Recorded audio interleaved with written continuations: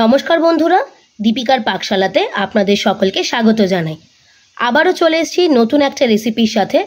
আজকে আপনাদের সাথে শেয়ার করব সম্পূর্ণ ভিন্ন স্বাদের একটি শুক্তো রেসিপি। সেটি হলো তালের শাঁস আর ছানার কোপ্তা দিয়ে শুক্তো। তো আসুন দেখে নেওয়া যাক আমার আজকের এই রেসিপিটি। তালের শাঁস আর ছানার কোপ্তার শুক্তো বানানোর জন্য আমি এখানে নিয়েছি তালের শাঁস, ছানা, আলু আর উচ্ছে। আলু আর উচ্ছেগুলোকে আমি একটু লম্বা লম্বা করে কেটে নিয়েছি।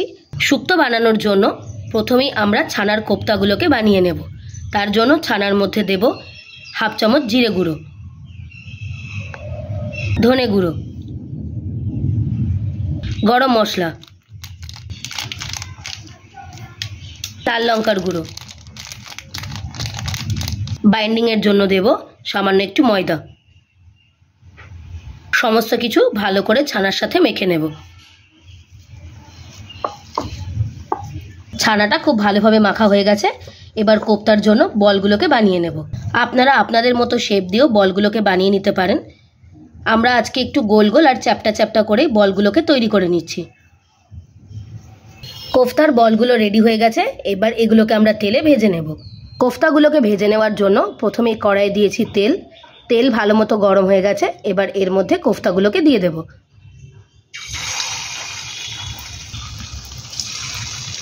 একটা পিঠ ভালো মতো ভাজা হয়ে গেছে। এবার অপর পিঠটাকেও উল্টে দেব।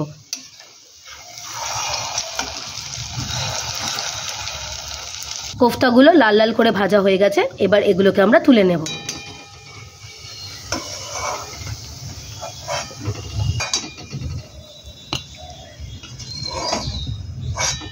আমরা বাকি কোফতাগুলোকেও ভেজে নেব। এবার ওই তেলে প্রথমে আমরা উচ্ছেগুলোকে ভেজে নেব। সামান্য একটু লবণ, অল্প সামান্য একটু হলুদ, লবণ হলুদের সাথে উচ্ছেটাকে খুব ভালো করে ভেজে নেব। উচ্ছেগুলো লাল লাল করে ভাজা হয়ে গেছে। এবার এগুলোকেও আমরা তুলে নেব। ওই তেলে আমরা আলুগুলোকেও ভেজে নেব।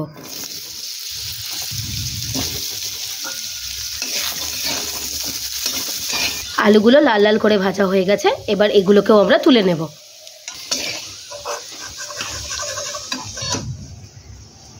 ওই তেলেই ফোড়নে দেব 5 ফোড়ন, দেব আদা বাটা। আদার সাথে ফোড়নটাকে ভালো করে মিশিয়ে নেব।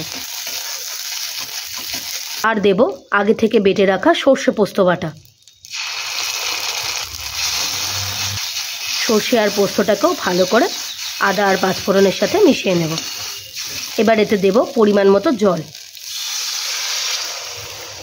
ঝোল ভালো মতো ফুটে গেছে। এবার এর মধ্যে আলুগুলোকে দিয়ে দেব। আলু ভালো মতো সেদ্ধ হয়ে গেছে। এবার এর মধ্যে আমরা উচ্ছেগুলোকেও দিয়ে দেব। উচ্ছেটাকেও ভালো করে ঝোলের সাথে ফুটতে দেব। এবার এতে দেব পরিমাণ মতো দুধ। দুধের সাথে ভালো করে আলু আর উচ্ছেটাকেও মিশিয়ে নেব। ঝোল ভালো মতো ফুটে গেছে। এবার এর মধ্যে কোফতাগুলোকেও দিয়ে দেব।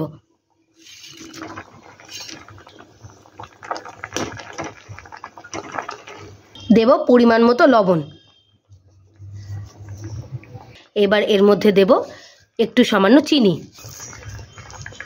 এবার দেব তালশাঁসগুলো। তালশাঁস দিয়ে বেশিক্ষণ ফোটানোর কিন্তু দরকার নেই, 1-2 মিনিট ফুটিয়ে নিলেই হয়ে যাবে। তালের শাঁস আর ছানার কোপ্তার শুক্তো আমাদের একদম রেডি হয়ে গেছে। এবার উপর থেকে দেব রাঁধুনি গুঁড়ো আর দেব পরিমাণ মতো ঘি। তালের শাঁস আর ছানার কোপ্তার শুক্তো আমাদের একদম রেডি হয়ে গিয়েছে। এবার এটাকে আমরা একটা পাত্রে ঢেলে নেব। জ্যৈষ্ঠ মাসের তাল আর ছানা দিয়ে সম্পূর্ণ নিরামিষ তালের শাঁস আর ছানার কোপ্তার শুক্তো আমাদের একদম তৈরি হয়ে গিয়েছে। অনেকেই হয়তো এই রেসিপিটা বানিয়েছেন বা অনেকেই হয়তো বানাননি। আজকে আমি যেভাবে রেসিপিটা বানালাম আপনারাও বাড়িতে একবার এইভাবে বানিয়ে দেখবেন আর আমাকে কমেন্ট করে জানাবেন রেসিপিটি বানিয়ে আর খেয়ে আপনাদের কেমন লাগলো। রেসিপিটি যদি ভালো লেগে থাকে অবশ্যই একটা লাইক করে দেবেন। আপনারা যদি আমার চ্যানেলে নতুন হয়ে থাকেন চ্যানেলটিকে প্লিজ সাবস্ক্রাইব করে দেওয়ার অনুরোধ রইল। আর সাবস্ক্রাইব করে দেওয়ার পরে পাশে থাকা বেল নোটিফিকেশানটি অবশ্যই ক্লিক করে দেবেন। আমার চ্যানেলে নিত্য নতুন রেসিপির আপডেট পাওয়ার জন্য। ভালো থাকবেন, সুস্থ থাকবেন। দেখা হবে আবারও একটা নতুন রেসিপির সাথে। ধন্যবাদ।